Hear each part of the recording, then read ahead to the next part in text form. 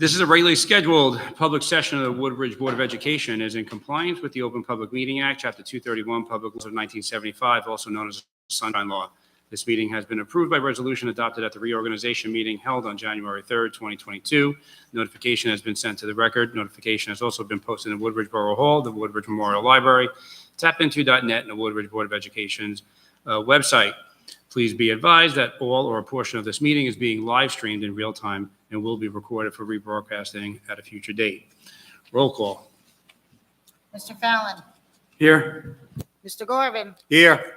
Mr. O'Byrne, Here. Mr. Vaccaro is absent, Mr. Biamonte, Here. Mr. Nieves. Present. All right, so before we get started with our presentations, I want to congratulate Mr. Biamonte, Mr. Garvin for winning the election. Welcome to another 3 years.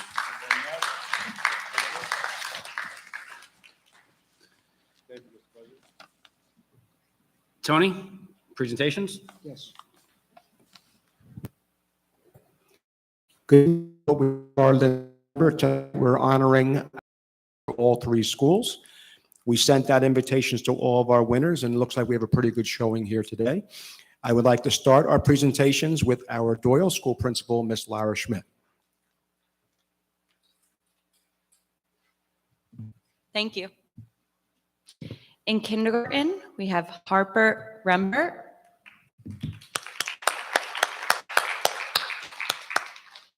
In first grade, Christopher Krushik.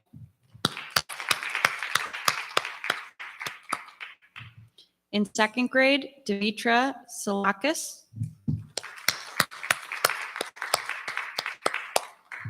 And third grade, Anaya Gandhi. Thank you. Thank you, Ms. Schmidt. Mr. Lisa from the Woodbridge Intermediate School. In the fourth grade, we have Miss Ava Chetta. Come on. I'll get a picture with you in a second, right? Now I got another one. In the fifth grade, we have Mr. Jacob Benalis.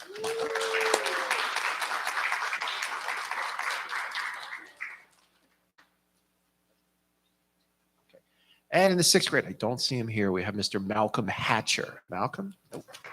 I'm sorry. Okay.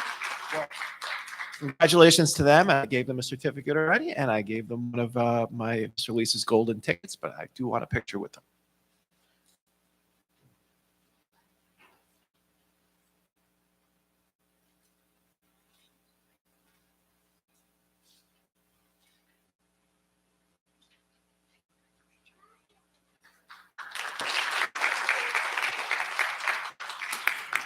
Last but certainly not least, Woodbridge Junior Senior High School Assistant Principal, Mrs. Sylvia Raguso Ruiz. Hello. For seventh grade, we have Lucas Gordon, who's not here. Eighth grade, Gabriela Ariza. Ninth grade, Connor Dunn.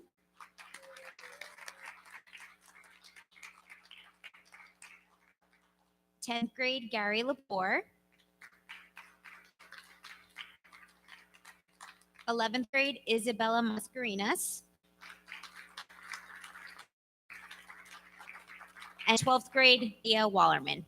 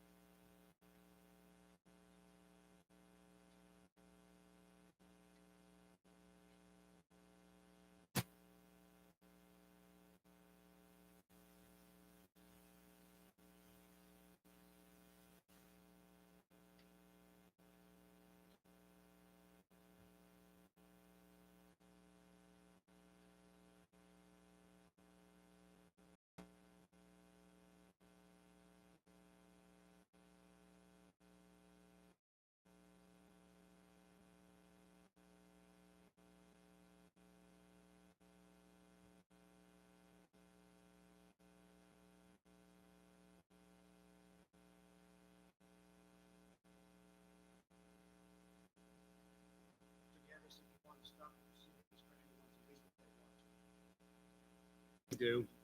So if you were here and you received your award for Student of the Month, we go into our normal course of business. There's going to be a presentation. There's also resolutions that we'll go through, and we'll open it up to, the public for discussion. If you're not interested in that, we will not be insulted if everybody wants to go home for the night. So we'll give you a few seconds before we get started.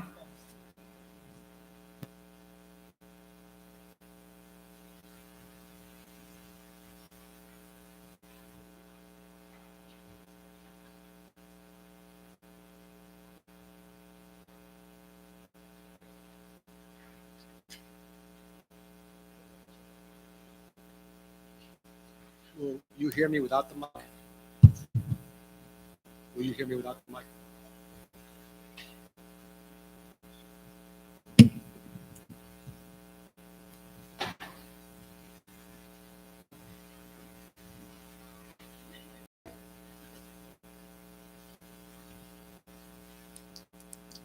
Good evening. Until we get this auditorium all set up, I'm still working.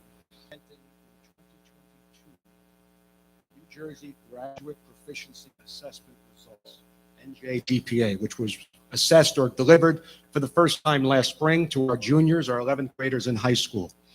If you followed the news, this was the first time that it occurred. And then in July, Governor Murphy signed a law basically saying that test that we just took is now a field test and will not apply to the graduation for the class of 2023. The class of 2023.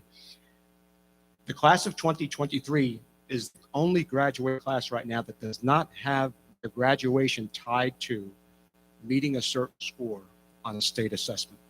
They have to pass the local requirements, the state graduate requirements. However, they do not have to pass a state assessment. So the purpose of this test is to, I guess, as a field test, go through the process and test the students and we do get feedback. Now, who does the feedback help? It helps students who are moving into senior year, but it also helps the staff to identify weaknesses in our instruction to address those students who are currently in the junior class, who right now has to pass this test to graduate.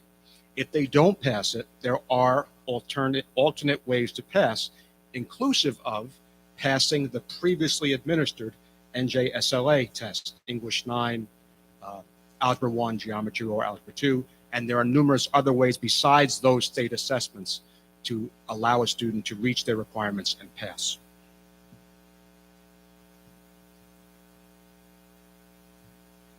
We had 111 students take the test this past spring. As I mentioned, it gives us an opportunity. Being that it's a new test, we're accustomed to now NJSLA, we're accustomed to Start Strong and the different types of data they give us and present us in different ways. This being a new test, we're still trying to extrapolate the data in order to apply it to the classroom. Now, what does NJGPA measure? It measures English Language Arts as a 10th grader, and it measures algebra and geometry. Now, notice about this particular test, since with COVID, prior to last spring, we've had our last two NJSLA administrations canceled. Some of these students, some depending upon their subject area, might have been taking the test for the first time in a while. And we don't have the data to show how they did in algebra because that year the test was waived.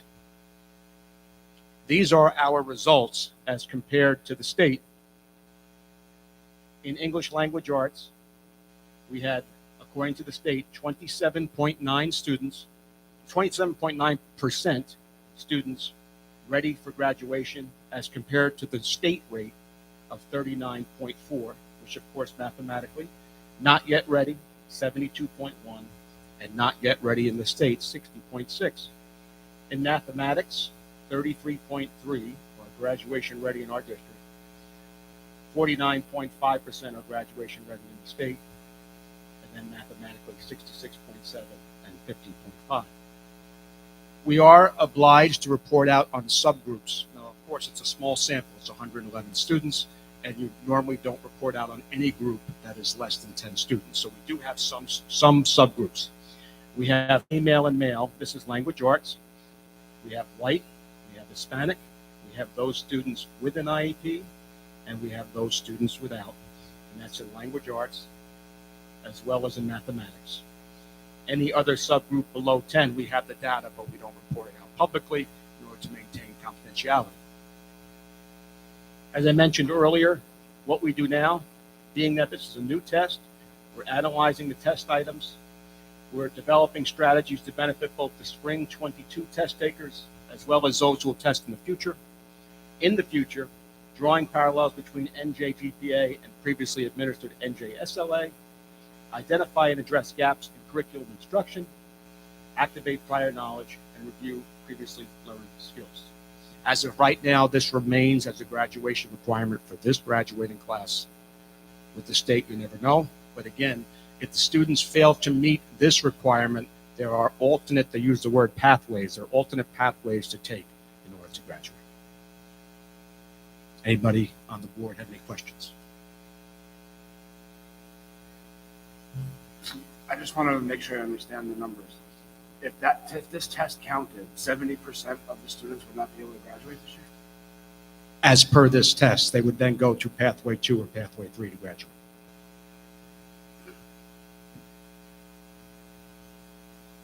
Thank you.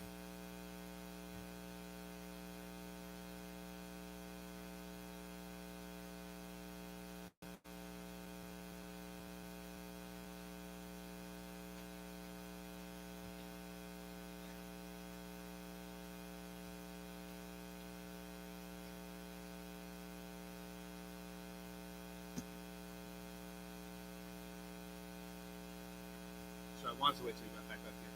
So once you have the assessment done on our side, I think once we have the review, it will only make sense to come back to the public and put our findings on more. Because I think, Rich is concerned that pathway 2 and 3.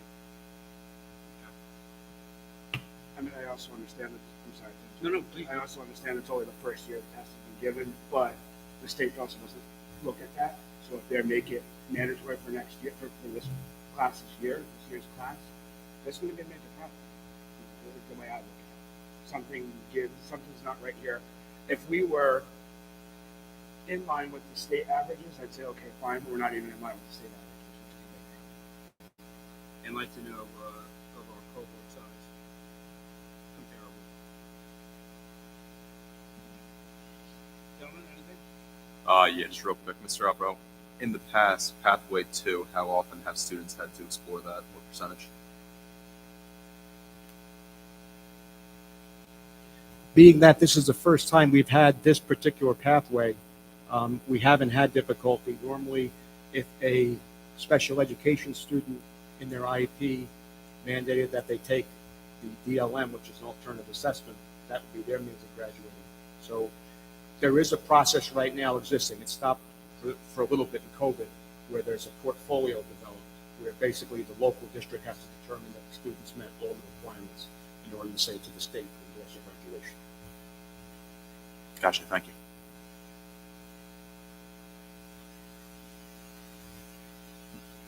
All right, let's move on. So nothing for our superintendent report.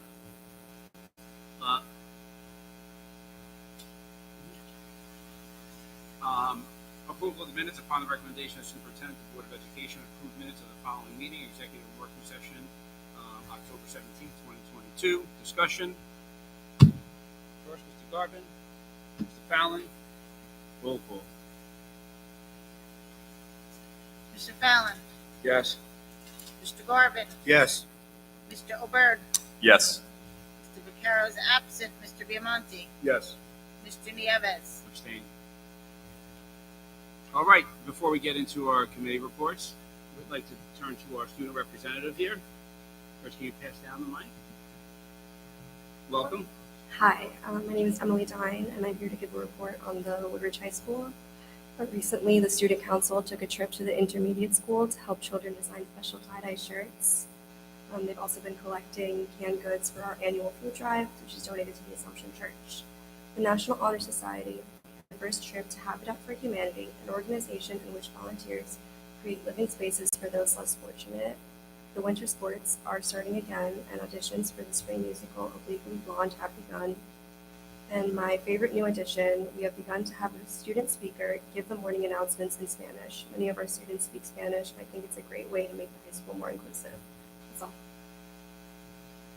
Thank you. I'm actually glad you brought up the announcements. One of the things that we did ask Mr. Albro, and who's already on, is to actually do it in multiple languages. So if there's other representation in the building, let's use that as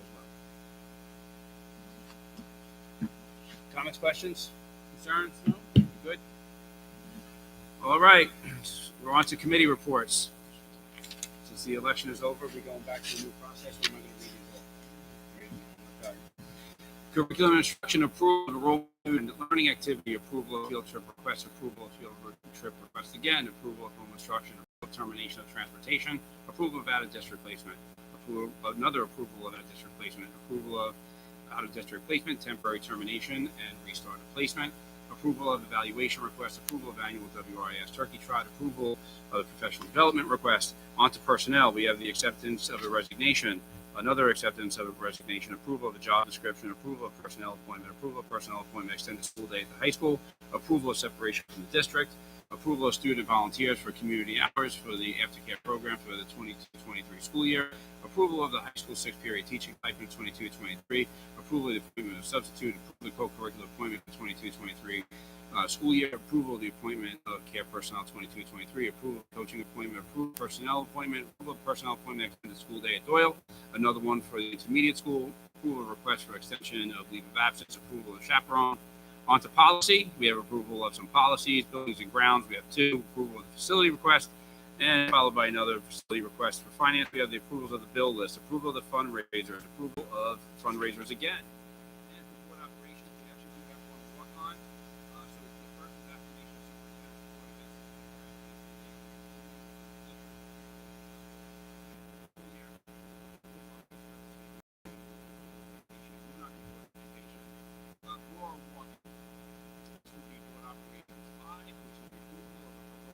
professional services for temporary classroom trailers at Catherine E. Doyle Elementary School.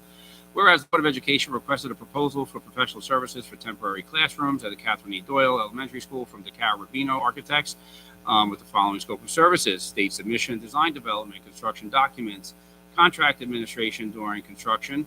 Whereas the fee proposal is as follows: state submission and design development, $6,000, construction documents, $24,000, contract administration, $10,000.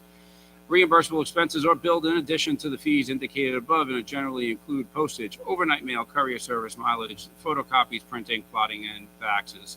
Will be invoiced 1.15 times the expense. Now, therefore, be it resolved, the Woodbridge Board of Education approves a proposal from DeCara Rubino Architects dated November 8, 2022, and authorizes School Business Administrative Board Secretary to execute said project. We'll talk about this one a little bit more, but that is it. So any comments, questions, or concerns from the trustees? We're good. All right, I will open it up to the hearing of citizens on the resolutions only. With regards to board operations number 5, when we open up the hearing of citizens general session, I will go over this with a timeline and a couple of other things, so we could just pause on that. So resolutions only.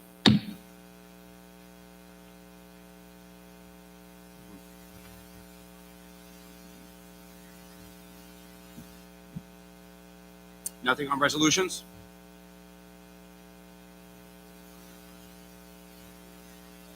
Hold on for a general session. We'll come to that. This is for resolution.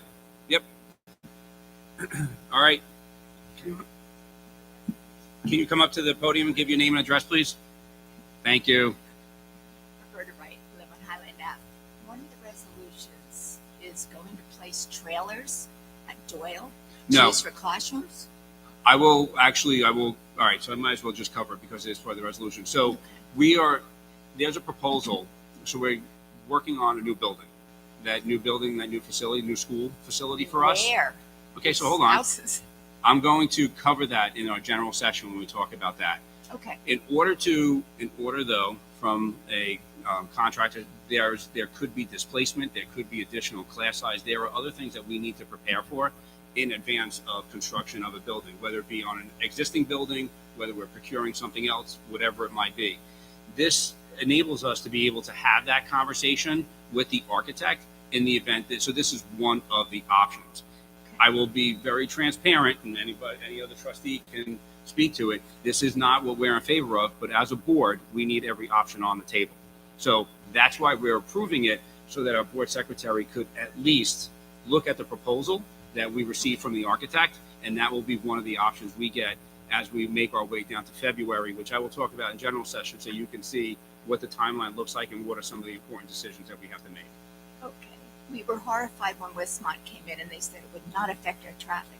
So if you're going to put a trailer on that school property, it's going to be a nightmare. Being transparent, do not, well, and it wouldn't be there, but yes, Where? Westmont? Doyle. Yes. Doyle is a big block. Okay, fair enough. I thought you were talking about like No, down in no. Westmont. Okay. No. I can't help the traffic situation with Westmont. That's not this body. I just, yeah, we don't want to get hit with a double whammy from the school and that. Okay. Okay. Thank you. Anything else on resolutions?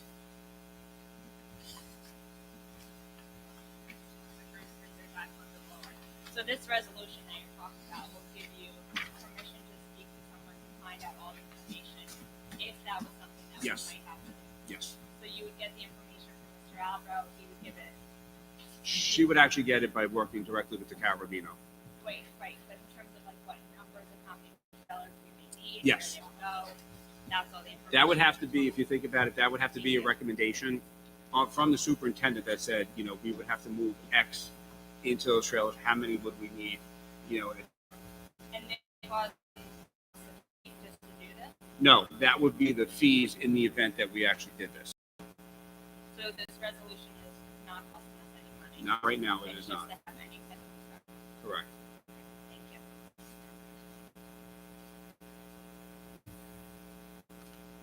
Anybody else? Did we get anything submitted online today? No. Okay. I'm going to close the hearing of citizens on resolutions only. Trustees, do we have anything before I ask for your support on unfinished business? No. All right. Trustees, looking for your support, which does include Moonaki, curriculum instruction, 1, 2, 5, and 6, personnel, 1, 3, 4, 5, 6, through 9, 12, 16, and 17, policy 1, buildings and grounds 2, finance 1 and 2, board operations 2, 3, and 4, board operations 5. Discussion? Can I get a first? Mr. Diamante, Mr. O'Byrne, roll call. Mr. Fallon, Yes. Mr. Garvin, Yes, but I'll abstain from personnel 1. Mr. O'Byrne, Yes. Mr. Vaccaro is absent. Mr. Biamonte, Yes. Mr. Nieves, Yes. All right, trustees, this is Woodridge only, curriculum and instruction, 3, 4, 7, 8, 9, 10, 11, personnel, 2, 11, 13 through 15, none for policy, buildings and grounds, 1, finance, 3, board operations, 1, number 5, which is the walk-on. Can I get a first? Mr. Fallon, Mr. Garvin, discussion, roll call. Mr. Fallon, Yes. Mr. Garvin, Yes. Mr. O'Byrne, Yes. Mr. Vaccaro is absent. Mr. Biamonte, Yes. Mr. Nieves, Yes. All right, before I open up to hearing of citizens on anything they'd like to speak about, do we have any new business? Yes. In light of the teacher shortage and possibility of needing more substitute teachers, I'd like to see or give Mr. Albro, if the board would give Mr. Albro the permission to maybe contact the other districts to see how our daily pay rate kind of measures up. I want to make sure that we have a competitive pay rate for our substitute teachers. So if it's okay with the board, I'd like to have Mr. Albro do that.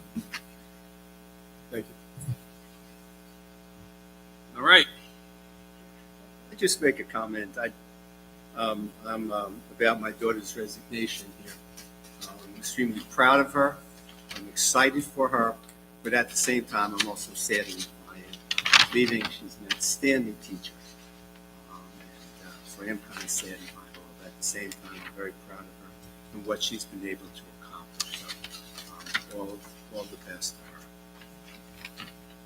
Yeah, I would say definitely a staple. Definitely always there. I've done a couple of Stokes trips with her, so she definitely raises morale. The kids are interested in learning, with her, so you should be very proud. I'd also like to echo those words as well. Some very large shoes to fill. My two daughters had the pleasure of having Ms. Garvin as a teacher. And it's funny because I just said to Mr. Garvin, that my daughter Samantha reached out to Ms. Garvin about 4 weeks ago to help her with a paper, and texted her right back and emailed her and helped her out. So she's still helping out her former students as we speak. So I wish her well, and she's going to do great things wherever she lands. So congratulations, Chris. Mr. Garvin, I echo those words as well, but just please pass our thoughts on to her that she does need to come back for the 7th grade field service. And I had the pleasure of having Miss Garvin as a teacher. She was an astounding teacher while I was here, and she will be missed. So. Mr. Garvin, I told Ms. Garvin that she probably graduated with her high school. She certainly takes after her mother. That's all I have to say.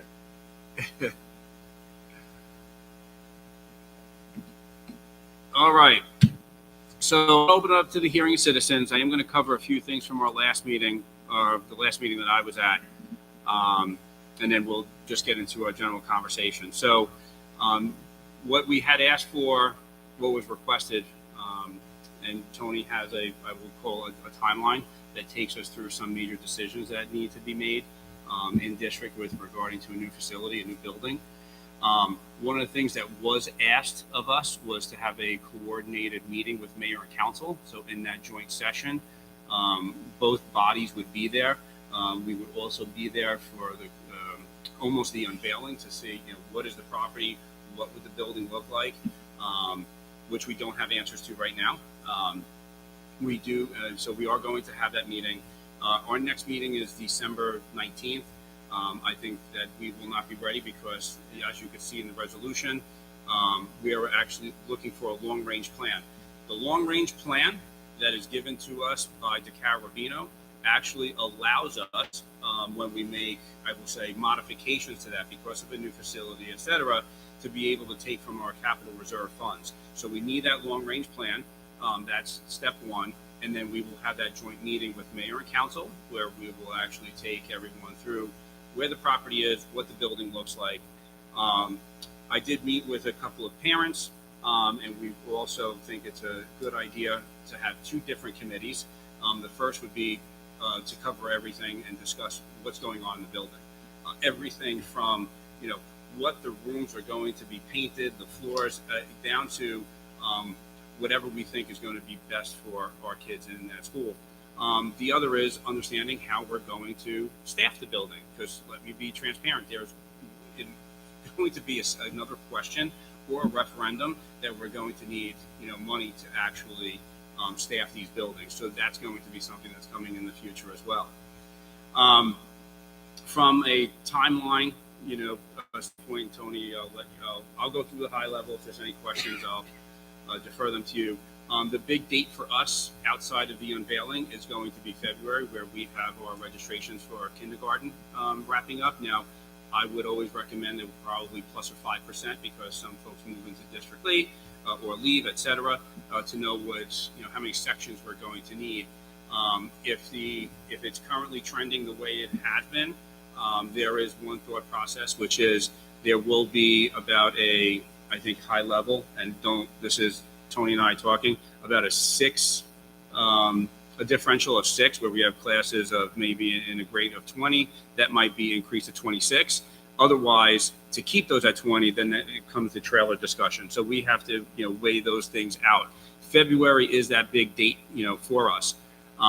Again, Tonight, what we're approving for the long-range plan for the prepping in case we are going to get trailers, which everyone up here will agree is not what we want to do. But as a board, we need to look at every single option that sits in front of us. And I will pause there and see, Tony, if there's anything that you want to add to that before we open it up. At this time of year, as superintendent and along with my building principals, we're starting to make projections for the next year. And obviously at the Doyle School, having formerly been the principal at the Doyle School, we're aware that our population is growing exponentially.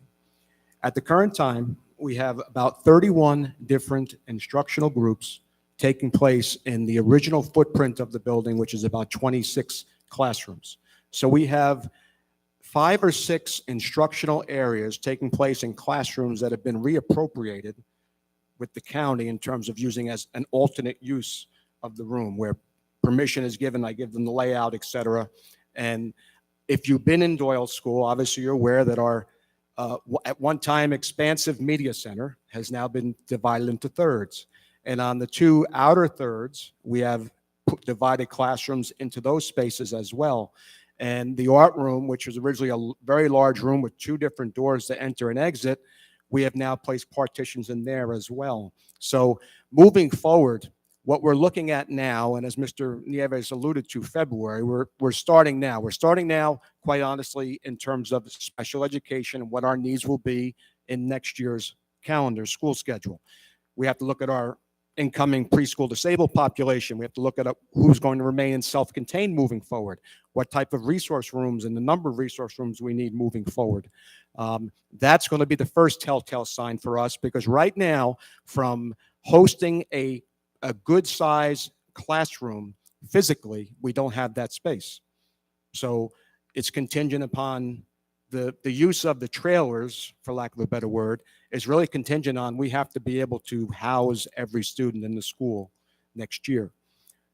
So we're waiting on, we'll start the process for kindergarten registration earlier. We'll start taking names earlier. The screening process will be later in the spring to give us one indication of the numbers. We're in a good place in that where the Doyle School, as was at one time, you didn't see a class grade level exceed 4 sections. We already have 3 grade levels set for 5. So if the next kindergarten were to come in and be able to remain in 5 sections, we're doing considerably well, comparatively well, room-wise. If we get an exorbitant number of students enroll in kindergarten, along with any other student that might transfer in, the board and I will have to take a closer look at our class sizes and make determinations about whether we need to open another section. If we need to open another section, we have to look at spaces that might accommodate that. As I mentioned earlier, the art room and the 2/3 of the media center. If necessary, those rooms could become general classrooms. We'd have to take out all the preparations we made to divide it and make them general classrooms, and then we'd have to find or think about the use of trailer space to accommodate those displaced groups. So in looking at trailers, we've looked at the possibility of larger space trailers. I've learned a lot about trailers in the last few weeks, and as well as smaller space trailers. And I attended kindergarten in trailer in 1973, but the trailers are much better conditioned. They're modular units now with bathrooms, et cetera. So those are the types of items that by February, we'll have the information of what our school can actually hold at Doyle, if we can hold all of our programs. And again, in the next couple of weeks and months, we'll be learning about something else being built, which will be wonderful to receive when it happens. But in the interim, we still have to address the needs of the school from year to year.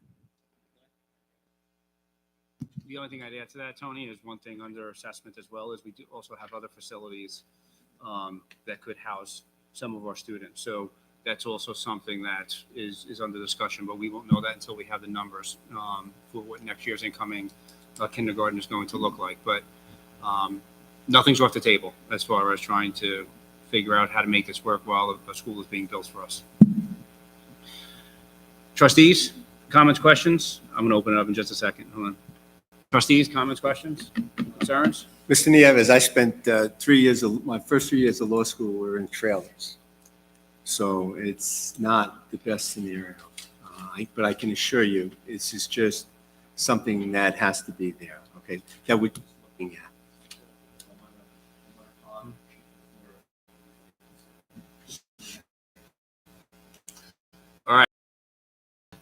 Mr. Biamonte, forget it. You said they're different than we're in the 50s, so they're pretty good.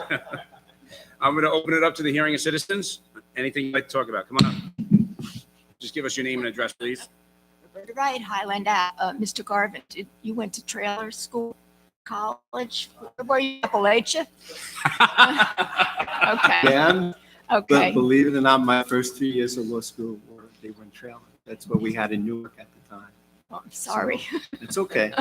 Just so you know, I passed 2 bars right out of law school, so they must have taught me something. Yeah, evidently. Okay, but that was a long time ago. Going back to Westmont, when we went through this whole big discussion about building that, the Westmont builders were going to put a school in for us. That has evaporated. The school, what they did, and somebody correct me if I'm wrong, all the funds that they did at the time, the Archdiocese was moving out of Assumption. So the funds were provided to actually build that into a school. Oh, that replaced the one in Westmont. But Westmont came in with thousands of people and tons of children.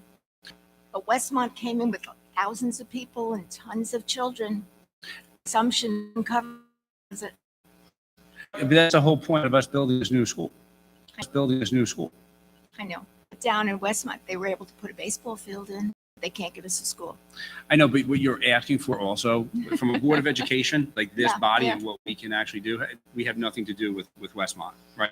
I And know. what they build down there Yeah. and what it has been, I mean, we're certainly benefactors of it from our sports programs and everything. Yeah. But what was done there, I can't rent on those Yeah. things, Yeah. other than, But they are part of Woodridge. They're paying all their taxes. yes. We're jamming people into trailers, so there's something wrong with that.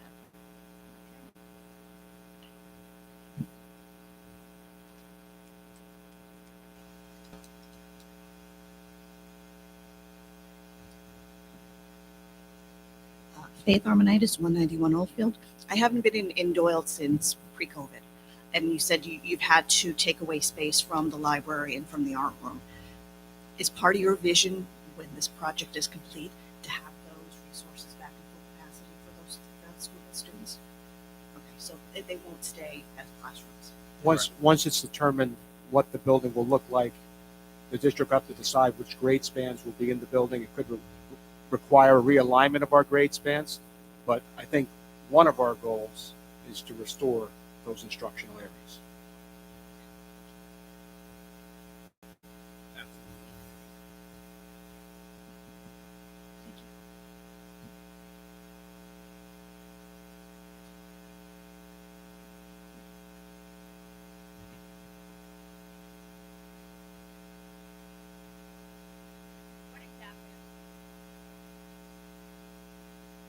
What, how many we're going to have coming in as a result of our kindergarten registration?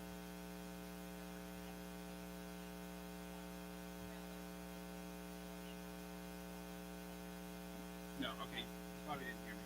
So I said when we had the joint mayor and council meeting, which I would have liked to have that on December 19th, but because we need a long-range plan, we're going to have that in January. And that's where we will unveil where the property is going to be, what's going to be built, what the blueprints look like, because we do have multiple versions of blueprints already. We have ours from the board perspective where we want to build on top of Doyle. We also have other blueprints that the town facility. So whichever one is chosen, that will be unveiled to everybody. Yes.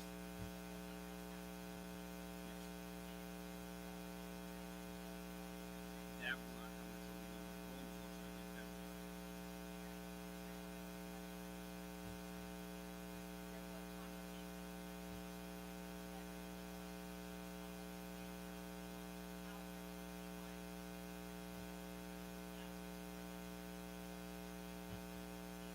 No, that's not how it works. Even by the Department of Education, in order for us to actually go to ask for additional questions, we need to meet the facility first. So the facility comes first, and then the Department of Education works with us, and then we appropriately looking for funding to staff that building, not the other way around.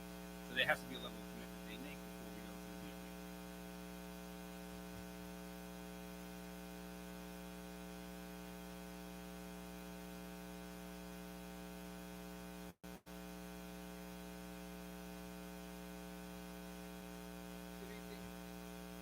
Good evening, everyone. Name and address, please. Jerry Caputo, 335 North Avenue. I have a question regarding tests. I'm sorry. I have questions regarding the test scores. Have you done, or the high school principal done any assessment on why the test scores were so low? In particular, the test I presented, Yes. right now, those results have not been released to the public. That's why we do the public hearing first to do our results. At some point, I don't have the results from the other districts yet. Right now, it's embargoed. When it comes out, I'll be able to compare other districts to us. My question, not comparing the districts to Woodridge assessment, was it curriculum related? Was it content related? Was it lack of instruction? Was it lack of information? Have you done an assessment on high school principal? I think from the state's perspective, the fact that after we gave the test in July, I don't know if they saw the results or not, but then they decided that it was going to be a field test. I would imagine that the test is going to be changed in some respect, given it's the first time they've done it. But it's something that we know the test form. We're slowly but surely getting the test questions and standards that they're citing. Is and it that enables us. aligned? Is the test course aligned? Is that curriculum aligned with this new test? That's my question, basically. I'm sorry, Jared, which two towns? Is our curriculum for the English and math scores aligned to do test to do assessments of the test of the state test? Are we aligned? Is our curriculum aligned to the test? Okay, that's what the test, as I mentioned, is based upon ninth grade language arts and algebra, which is for most freshmen, and for geometry. So yes, as the results come back, that's where we're trying to identify where the gaps are. So we haven't done it yet. We're in the process of doing No, it. I just reported the results now. I don't have the full results back yet as far as test items. I've gotten the initial preliminary reports. As they come out, that's what we're going to drill down and take care of. Okay, and who's looking into that? Yourself, the high school principal, the curriculum supervisor? Who's Myself, the supervisor of curriculum, and my administration, and then down to the teachers. and you'll report on that in the future, I would hope. Absolutely. Okay. I thought you might have the information. That's why I was asking a question. Regarding the facilities and stuff, it seems like, from what I'm hearing here, last time I was here was in September, and you said the report would be coming out by Mr. Albro in November. I think all the boards sort of guided Mr. Albro to say have a report as where the site was going to be, how it was going to be, what type of site it was going to be, how it was going to be staffed, that kind of stuff. I was under that impression, at least at the September meeting, and it seems now it's been pushed back to January. Well, that's what it seems like. By the time you meet with the mayor and council, you find the site. Yeah, so the mayor and council were never targeted to come to this meeting. This meeting was for us to do all of the legwork that we had behind the scenes, and then to commit to. I think it was actually you, Jerry, that had asked. Like, I want to meet with all of it. Yeah. So it wasn't for this meeting today. This was basically for us to cover this because we don't have enough information at this time as far as where the facility is going to be. We do have. Yeah. I should have mentioned this earlier. We do have a couple of blueprints. We do have a couple of places we're looking at. But once we make that decision, then I think we unveil and open everything up, and then we take questions like you had suggested. Yeah. I would just hope it would be more transparency as far as what the site. I think we all know where the site's going to be right now. There's rumors all over the town. When you're not transparent to the community, there's discussions should have been going on at least 3-4 years ago. We're finally addressing it now, but there seems to be a little bit of secrecy of why. I don't know. The only site that's available, honestly, is the patch of grass in Westmont. There's no other site in this town. All right, I haven't been involved in school construction, and also been involved in trailers. All right, in the district where I used to work, all right, we lived with trailers. The problem with trailers, so don't get excited, ladies and gentlemen. It's outside. Trailers have to be outside, right? Yeah, I just also think it's a little bit of an eyesore. I mean, No, besides the eyesore, eventually hopefully it's only temporary for a couple of years. There's rodent problems also. They nest. Mm-hmm. Fully aware of that. Trust me. Lived with it. So there's another thing to let the board know whoever's bringing the trails in, some sort of area where it could be dug underneath the ground, so there's no nesting of anything in that. Okay. And just let me to what you were saying before. Regarding the transparency of this, like, there's only site is a patch of grass down there. But that's not true. That's not true. So the reason why I will tell you, what we had drafted up as a board, Right. this is even before even some board members were on, when we were looking at building on top of Doyle was an option. There were a couple of other, at some point, just us as a board, wait, hold on. Yeah. Just us as a board, there were some other, I will say, buildings in town Mhm. that we thought might be willing to sell at a point where I've we heard. would have done. So I'm going to say, yes, it's great that we have the patch of grass, that's down there in Westmont, but it's not the only option. And I get it. We have two different governing bodies here who are also need to negotiate a little bit about where we might want, and we think what's best for, the district and our kids versus, what mayor and council. We're clearly, but still, that is transparent. That's where we are. We're not even negotiating. We're discussing what we think is going to be. I've heard colas, okay, that's not big enough. I'm telling you, it's not big. I haven't been involved in school construction. No, I It's haven't. multiple sites, I just want multiple sites. It's not big enough. In the district where I worked years ago, right, we were thinking of 3 high schools, over 1,000 each. It would have displaced thousands of people because it was an inner city school. Right? And decision, because of what's required, the space that's required under the new school construction codes. Mm-hmm. So you limit it in an area where you could build, and your biggest area that you have, even though it's not big enough, it's that patch of grass down there. Cold, not big enough for sure, it's going across the street, okay? And that's the only 2 areas, really, honestly. Where the Dom's Market used to be, you can put a basketball court on there. I know the mayor wants to build a basketball court. Maybe we should look at that site for basketball court. I think what the board and the mayor house are looking at is the cost factor of this. Right? That is a major factor. Yeah, I know. And they should be, because there's people in the community who are going to be very concerned about that at some point. Right? Talking about a school, the needs and staff and stuff, it's great. But until we see the dollar amount that it's going to cost. Mm-hmm. And that's what's got a lot of people that I at least want to speak to. I know it's not a lot anymore. It used to be. Now it's just for senior citizens, having coffee. Those people will be concerned about the cost of taxes. And the concern is that this should have been addressed. And I've spoke this about in September. You have. 15 years ago, when Westmont was sold to the community and sold, there would be a new school associated and playing fields playing with it. Never happened. Assumption is not a substitute for that. Mm-hmm. It was never talked about. It was never meant to be part of that. Okay, because that's also not big enough. Now we're back to the problem that we have now, and it's going to cost a lot. One of the discussion, I'm sure you guys are looking at it, because that was discussed 35 years ago, right? Doyle, you can't build on top of Doyle, or you can't do, okay? You use steel girders outside, Yes. right, to go up. Expand That was around discussed- Yeah, Yep. that was discussed 35 years ago. Now, I don't know the cost factors anymore. I have no idea what they are, okay? But I'm sure you guys are looking into it, Mm-hmm. and those are the kind of things that should be spoken about as I'm speaking right now to the community. This is what we're looking at. This is what the costs we're going to be. We're going to find the most effective cost that we're going to present to the community. To say that we don't have a plan, we still need mayor and council and this and that. I understand that, but it's just, I don't find that to be transparent. And I'm not trying to be negative. I'm really No, not. that's, listen, everybody has an opinion. I Yeah. totally respect that. Yeah, and just, this is it, community. All right, these are our options, 1, 2, 3, A, B, C, however you want to name it, okay, term it.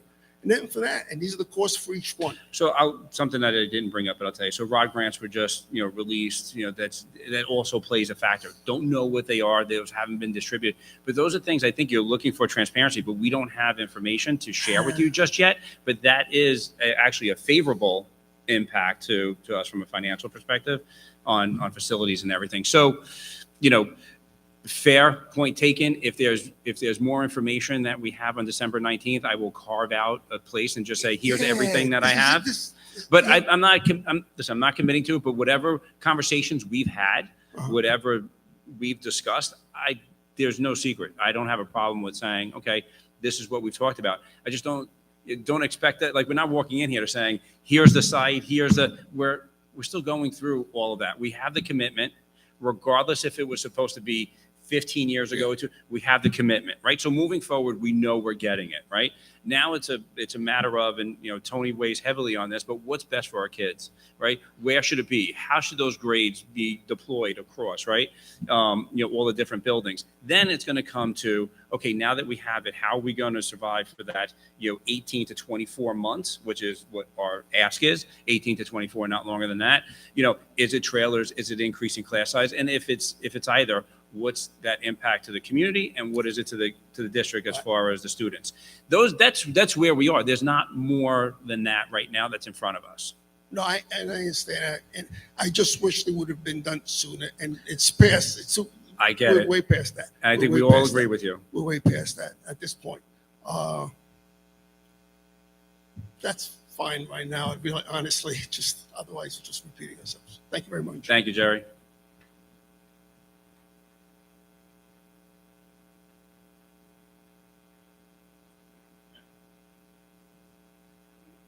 Bill Schweitzer, 270 North Avenue. Just to go on, you said January meeting with the council, and you're going to make a decision, correct? Yep. Where's the input from the residents of the town? What type of guys input are would you like to making- give? Well, you guys are making a decision, and nobody's seen anything. Well, what we're doing is going to show you plans. We're not going to build a facility. We're going to unveil what But that's you're going deciding to look like. on what you're doing, though. How would we? Did- No, did that's you- not true. That's what I got from there. So we're going to, where we actually build it, we have a say, but it's not us, right? Right, it's the So, council. Yeah. right? How that building looks, we do have a say, and that's what we will be showing to the public. And I think I actually did in my notes here, did say that once that happens, we were going to have a parent committee that's actually going to partner, with DeCara Rubino and all of us to actually, make decisions about what that building is going to look like. Like I said, everything from the colors on the wall to, the carpet. So I'm not really following because But yeah, make but- sure that the town, but where, how, where we have influence, but we're not the decision makers on. But once it's made on how that's constructed and what will be best, to educate our children, that we have a lot of say on. Actually, I argue most of it should come from the way, we, So we should be talking to the council about where and all that stuff. for the where, yes. Okay. All right, I got a couple other things real quick. Sure. That came a little bit. You didn't have more. So you're going to have those available online, or you can go print. I'm sorry, what was that? The printouts you have. They're online. You can get them online. Mr. Albro, the presentation that you did with the scores and stuff, is that available, that PowerPoint? It'll be posted tomorrow on our website. Okay, just making sure. Where are we at with hiring? I didn't have one of these, so I didn't see. You want to talk about that? Because I know Mrs. Axe still hasn't been filled. Correct. And I heard 2 resignations. We had 2 resignations that were filled tonight. They were filled? Yes. Elementary, 6th grade, intermediate school, and Miss Garvin's resignation at the high school were appointed tonight. Okay, good. All right. Just one thing, Bill, what Mr. Biamonte did ask for 2 things. I don't know if you were that was to look at comparable districts to see, because we're not the only ones. It matters from a substitute if we should be evaluating whether or not to increase the wage. Yeah. I heard that. Yeah. All right. Actually, I think you guys hit on the temporary classrooms. Not a big fan of, as everybody is. I'm in agreement with you. But again, for everyone, we have to evaluate as a board every option that's out there, even if it's the less desirable. That's our responsibility. All right. Thank you. You're welcome.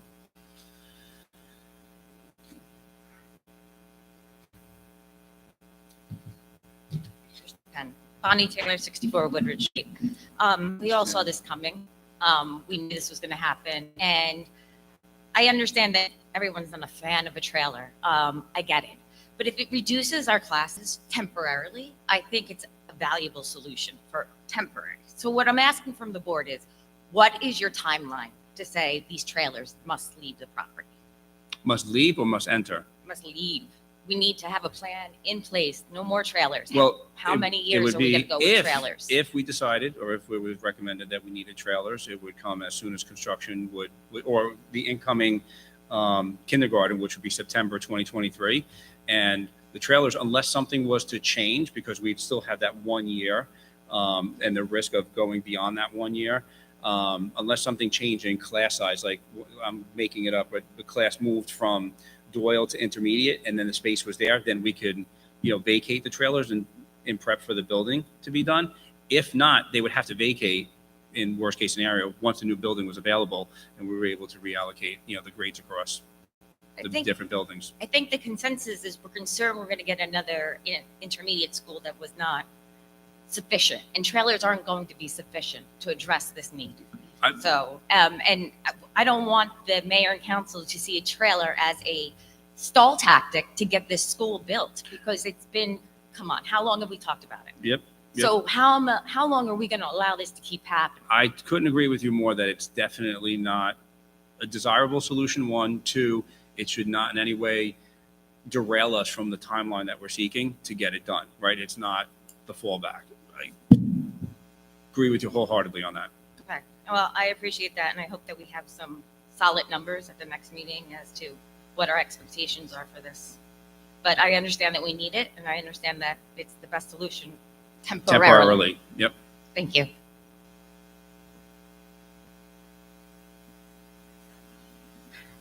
You can come up, Faith. Mr. Cruz, I just have a favor or recommendation that maybe the board can do. If trailers is something we're thinking about, class size is something that maybe we're thinking about, maybe it would be a good idea to survey our staff. They're the ones that are going to be handling the students. 26 to 28 kids when we're dealing with a huge ESL population right now, a big 504 population, IEP students, that maybe we should put that to our staff to see if they would prefer bigger class sizes or trailers, because I think their income would be better. Believe it or not, actually, when we started, that was one of the things that we did talk about and evaluating about the class sizes and also the different populations. So, I mean, nobody likes trailers, but I also don't want my kid one at 28. yep. So.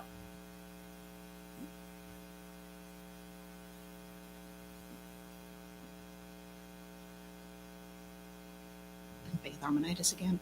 2 questions. You're moving ahead with the mayor and council.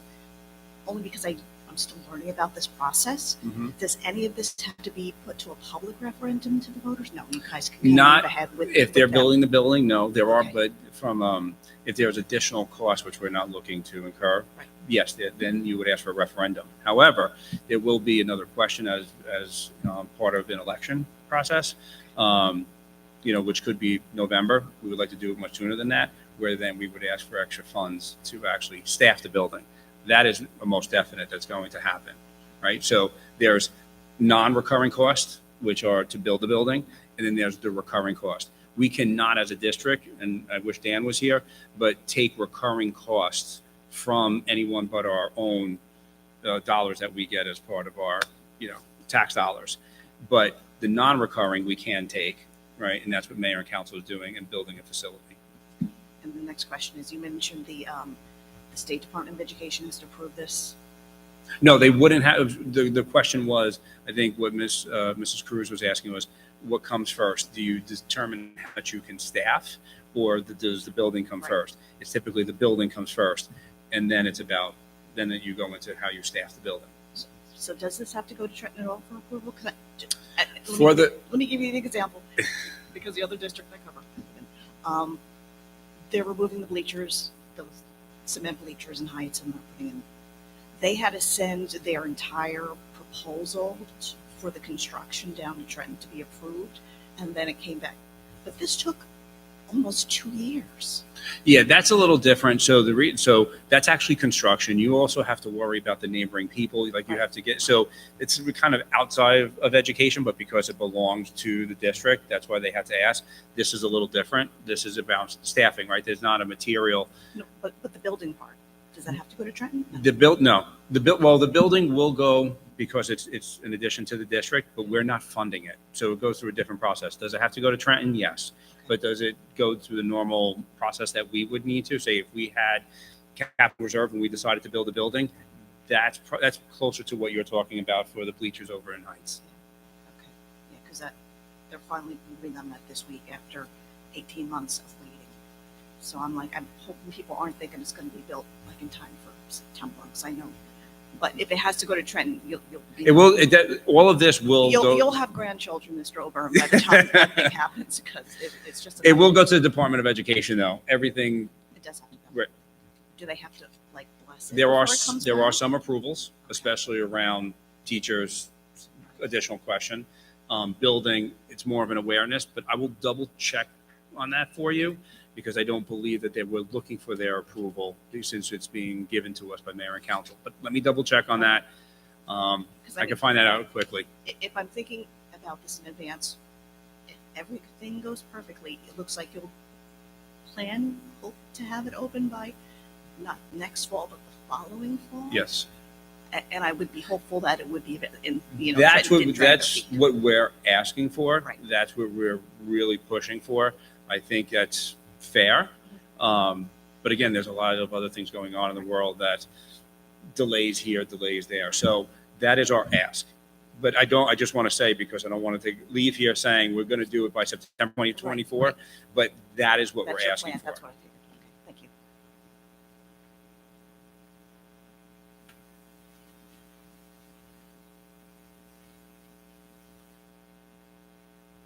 Hi, I'm from 370 Highland.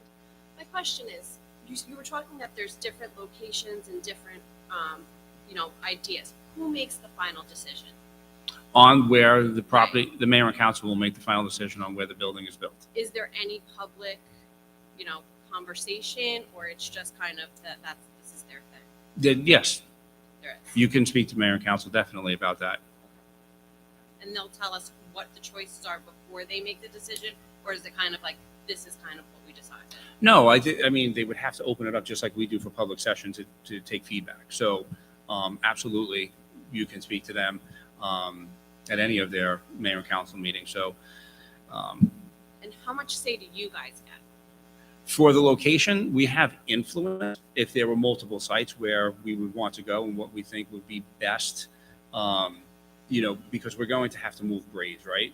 So depending on that location, depending on different locations, the bell schedule, other things like that, we have influence over it, but we're not the final decision makers. Thank you.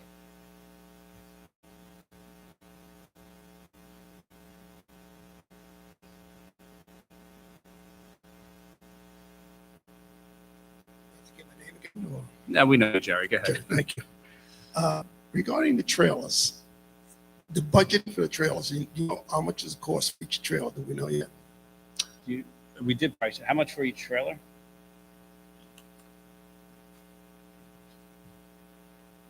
Right now in getting costs, we budgeted for the largest unit, so to speak. Okay. A unit that would give us 4 classrooms, full classrooms, if that was what we needed. And without talking about utilities and municipality type stuff, it was probably in the range of $300,000. Are we purchasing it or we leasing? We'd be leasing for 3 We're years. leasing for 3 years. Right. That's the initial prospectus. It Perspective, could change right. from that. And is that budgeted? Will you be budgeting that in this year's Capital reserve. Capital reserve reserve. for That's that why it already? goes in the long-range facilities plan. Okay. That's why I talk about transparency. I wish there would be more of this discussion before. Not that I understand that the mayor and council actually owns the property or is purchasing the property or making a commitment to purchase any property, right? Will there be a referendum in that? You can't answer that question because that's those guys, right? On this, it's the money coming from to purchase this property. That's on the mayor and council That's on the side mayor for and the council. funding of the building. Yep. And again, I think most people here tonight I'm very mad, unfortunately, but the transparency of this should have been done. How's that being done? Is that a deal with Westmont Development, or will it be a referendum from mayor and council asking for money or taxes going up? Those are kind of questions. I don't know the answer. Any one of those, any one I of don't, those and we scenarios. obviously don't have all those answers either, but. But you've had discussions. We also had some discussions where, and what type, and also the type of building that it's going to be. So Right. we do have, there have been draft plans that we've had for a while. So that's not new. So, right, we've had. that with 35 every- years ago, Right. trust So me. every time we range plan, we always have the Doyle plans that sit there. There were plans originally that were part of, mayor and council did it down on the patch of grass behind the softball field, right? But to answer your question, there shouldn't be any tax increase for the building, but there's going to be a question that we'll ask for the raising of money for staffing the building. That's what I said earlier, where we can either, there's only, I think, 3 or 4 times throughout the year where you can actually go and ask that question. Obviously during election, right? So November, September is another one. It's almost like quarterly. So I don't have the exact dates. I think it's like July is another one where then you would ask a question to the public. That's where we have to get really tight around what does that include? How are we going to staff? How many rooms are we going to have? How many teachers do we need? Everything from administration Custodian to administration to custodians. Right. Absolutely. To just the whole staff thing. So that would be a referendum at some point in the future. And okay, so the mayor, I don't think I heard the question as far as budgeting for the trailers. The budgeting for the trailers would come out of, so. The capital reserve. Right, the capital reserve. So what we approved allows us to get the long range plan for them to do all this what if, right? And now, so if we ever needed to go into capital reserves, now we have the approval to do so. So you've been planning for this for a couple of years because capital reserve, I assume it's a couple $100,000. No, capital if not reserve, more. we actually wound up, we will put in capital reserve every year. There's a little bit that we go away. Most of what's in capital reserve is when we sold the building that used to be over by Borough Hall. That's actually been sitting there. The old used board it for office, the old board office. emergencies, like when the boiler went out at Doyle and stuff like that. But that's, and then we contribute to that every single year. So that's, I mean, How much the is that purpose in of there? that. How much is in there? How much is there, Janine? After the audit, once the audit is complete, we are projecting $3 million in there. In capital reserves. Okay. Which, needless to say, kudos to Janine, because when we sold that building, what was the name of that building? I always forget. Mount Pleasant building. Mount Pleasant. We only walked away with about 1.2 million, like in capital reserve. time, All at the that is time, what yeah. we built Yeah. over time, but each year contributing, into capital reserve. All right. And so you could have lowered the tax rate instead of keeping all that money, unless you were planning for school. Wait, say that again? You could have given back, reduce the tax rate on the school side for all that money. Well, we actually, unless you knew you were building a school so many years ago. right, but so that 2% that increase per year is not something. Remember back in the day, we used to, when we ran for election, it was also part of what we had to talk about. 3%, 4%. Since Christie, and now that the election is November, it's 2%. That just replenishes. So we don't have anything to do with, unless our population grows above, like let's say we go from a group 1 to a group 2 school, which is like for us 800 or 700, we're not going to see. Then we can actually go to the state and ask for a question to increase this year, from 2% to 3 to 4. But 2%, that's just cyclical at this point. Right. Yeah, that was best. I'd love to give you money, Jerry. I really would. No, it's just, I've been putting away in anticipation for something that needs to be done. Yeah. Whether it's early childhood or another school district, school. That's the reason why capital has been no, growing. I and we didn't understand. want- I we understand. can't lower But it $3 million, that's why I wanted to get to the question. $3 million is a lot of money for a small community like this. And unless you're already planning for school so many years back, which gives me that impression that it was, which is fine. Again, that's where the transparency. It's a good point, though. That's where the transparency comes in, though. So it's a good point, because actually, Mrs. Cruz asked us a long time ago about what our long-range plan was and where our goals were, and we had always talked about an early childhood development center. So that was the point of us saving away, because we were looking to buy a building very close to here. You might have been here 2 years ago when Mr. Hyland and the mayor with here, and I call all their shows the dog and pony shows, and I like those guys really. I'm not, on a personal level, I think they're good guys, but we're gonna do this, we're gonna do this, we're gonna do this. Okay, fine. All right. I said, what about the patch of grass, right, building pre-K? Was concerned back then for some of the parents here was about pre-K construction. I said that'd be a great idea to build a pre-K, all right, put a rec center underneath, classrooms on top, all right, and they go right downstairs or whatever. Now the problem with building down there is, I think some of the people up here have noted before, the parking situation is going to be atrocious. It's going to be a disaster, and the streets in Westmont are so tight already. The traffic, I drop off my grandson to Doyle in the morning, and it's a joke. So I actually looked better today. So I saw police officers, I had lines there. So whoever came up with that, thank you very much. Okay, Mr. Alvaro. But it's like, so imagine bringing that in the small, narrow streets down there. That's another concern. I'm sure you guys are aware of this already, and I'm sure you've been talking about it. And the flow of traffic, people going to work, people dropping off kids, because I can't see a high school down there, and I know it's not going to be a middle school down there. I know it's not going to be an intermediate school down there. I don't think that could be, whatever gets built, it's going to be a Doyle school. And K3 or K2 or K1 or whatever to you your guys decide to do. To your point, once we know where and what, then that's how we understand how we're going to staff it. Is it 18 classrooms or is it 30 classrooms? Is it, is it early childhood development? Because if that's there, the toilets are different, where they're lower than where it says, so those are all things that we need a location to know what's available to build, so that then we can figure out, or Tony can work with administration for how best to get into that building, or what appropriately belongs in that building from a student perspective. As far as with the staffing needs, and we just to come from the board, I understand that.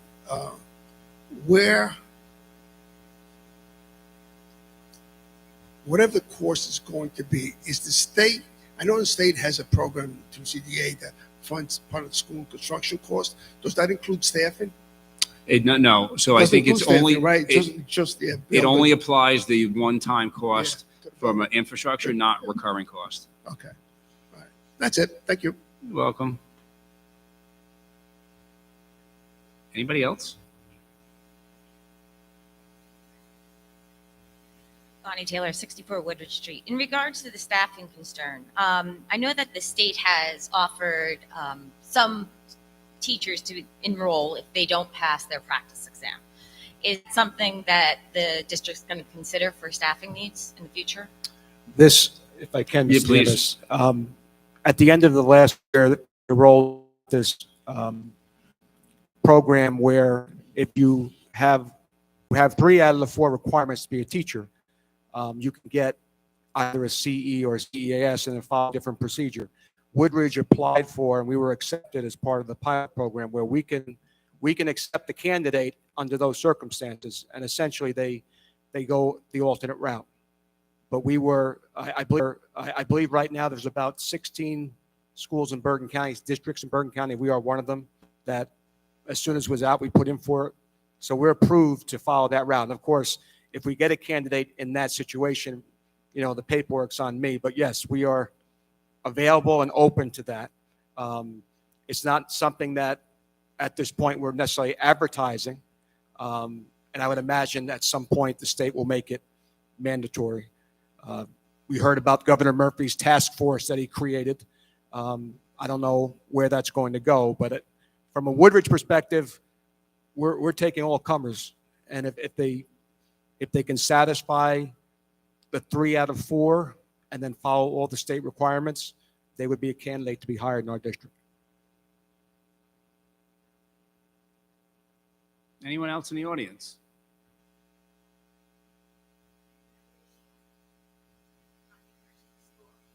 Is in regard to the school. I live across from Catherine Doyle. The parents and the parking and the driving is a nightmare. Some parents show up an hour before the kids get out. They're parking out there. Isn't there a new state law that you cannot idle more than 10 minutes? There is a state law about idling, yes. Well, there's a whole bunch of parents and grandparents out there. They double park out there. They double park park in front of all of our driveways. And what really got me to come here, last week, some man parked in front of my neighbor's driveway, she's grandmother, his 2 children in the car. I opened her window and said, "You're in my driveway." And he said, "There's no children here, right? Driveway." So maybe we could issue some kind of list of rules for parents. They have no right to park in our driveways.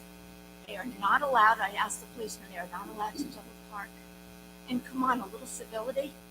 So that's rude. I told you, inappropriate. But in front of his children, and his children in the car, and he's using that language. And he's teaching them all these lovely teachers. Yeah, and the it's- children get awards, and that's what he's teaching. So you're working It's against it's wrong, teachers. just the school, right? Because we don't control that, but we can influence. We can, put something out there that comes from us about the appropriateness and about the parking situation. Then there's also working with the town and our cops to make sure, because there's always a presence there, that Well, not really. I spoke to one policeman who was there. He said the priority was at the high school because it's a major road. So maybe after that, the police will go over to Assumption and check the streets. And by the time they get to me, the parents have escaped. So, okay, I will be sure to address that tonight. thank you very much. I'm sorry. So Tony, did you? No, I was just going to say that that's been something ongoing addressed to parents at Doyle. And when you consider crossing guards at 10th and 12th for Highland and Woodridge Ave, and parents still choose to walk through the middle of the street. I know the crossing guards can't control all those people running wild in the streets and the cars. Mr. President, if I would. They do communicate to the parents through the website and, correspondence that go out early in the school year. The proper usage of the drop-off zone, not to block driveways, so on and so forth. However, I'm a member of the police department. I'm a captain of the police department. So what time are you saying this issue is happening?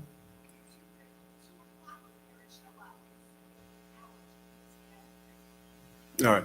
So on the afternoon shift, we typically have 3 officers working. However, if there's an accident or call for service, they're not always there.